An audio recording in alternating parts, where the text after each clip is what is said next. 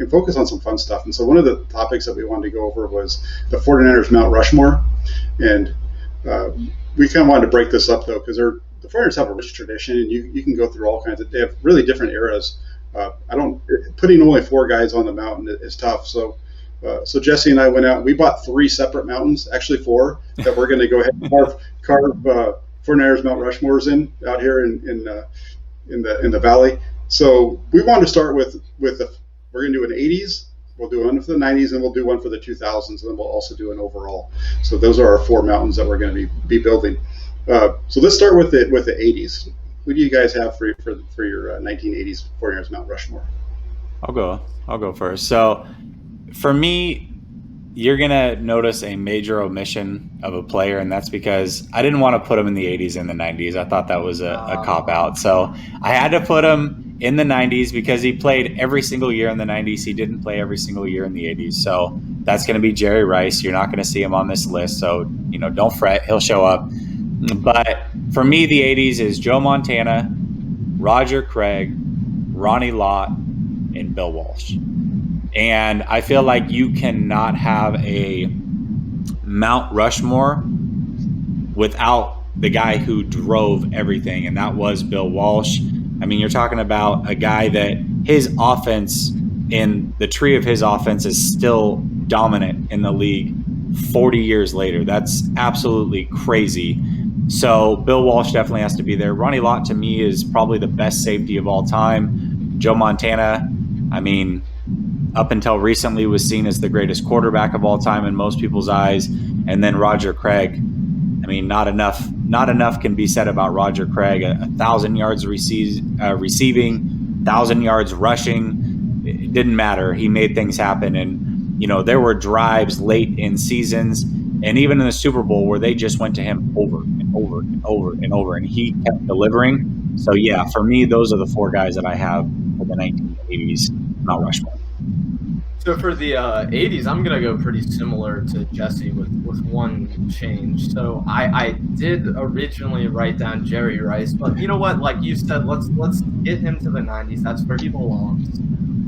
And I'm not going to put him on 2 mountains. So I'll do Joe Montana, Ronnie Lott, Bill Walsh, Dwight Clark. Man, I'm sure Jesse, the next guy you were thinking about on your list. He was. And for me, because of how iconic the moment was, because of how much that defined the beginning of the kickoff of this franchise and everything that would become moving forward, I think you got to keep Dwight Clark on that mountain. So yeah, I'm a huge Ronnie Lott fan. I think one of the things that attracted me to the 49ers initially was, I was a fan. I was in high school. I was trying to learn more about teams in the NFL, and then I read that story about Ronnie Lott getting his finger cut off, and you hear that kind of stuff, man, it just gets you fired up. So I'm just a huge Ronnie Lott fan, and obviously, Bill Walsh too, Jesse, you covered that. Just not only all the modern things for the NFL that he did, but to me, he was the first real character that was an NFL coach. He showed his heart on his sleeve. He talks. He talks about it, not obviously now, but after he retired, he talked about how depressed he was after he had lost his first couple seasons with the 49ers coach. There's that great NFL Films documentary. There's a great book that he wrote that everyone should go check out if you have the chance. But I love Bill Walsh. I love learning more and more about him as much as possible. And I think we're probably going to come up with some similar lists, but Bill Walsh, I think we're going to be talking about overall Mount Rushmores. It's going to be 1 or 2 on probably most people's list for the 49ers. Yeah, I agree with both of you. There's going to be a lot of our lists are going to be similar. For me, Bill Walsh is right there. He's going to be on my Mount Rushmore for the 80s. Obviously, he led the 49ers to 3 Super Bowls. He was the most dominant head coach in that era, and really was instrumental in creating a whole different version of offense in the NFL, or kind of really taking some stuff that he had learned in the 70s and really taking it to the next level. And then from there, I'm going with Eddie DeBartolo. He's got to be on here. And I probably would put Eddie DeBartolo first before Bill Walsh. And the only reason I do that is because he's the one that actually hired Bill Walsh. He's the one that figured it out in '79 and hired him, after some mistakes at the beginning of his time as the owner. And then he kind of revolutionized and changed the whole way that people look at owners with some of the things that he did for the players, and the way that he treated them and continues to treat them. Those guys that played for him are still getting help from him now, even now, and would love to have him.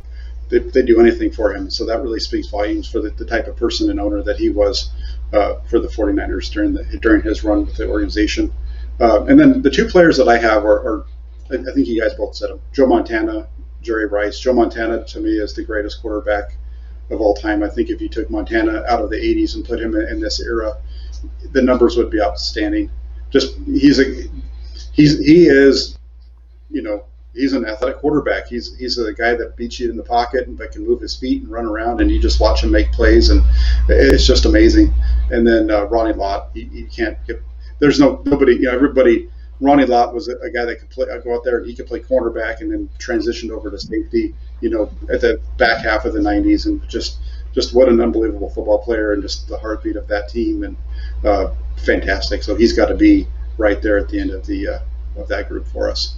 I actually met Ronnie Lott in 2019. I went down to Miami for the Super Bowl festivities and stood in line, met him, took a picture with him, got his autograph. It's pretty cool. Super nice guy. Yeah, I'll throw mine out there since you mentioned that.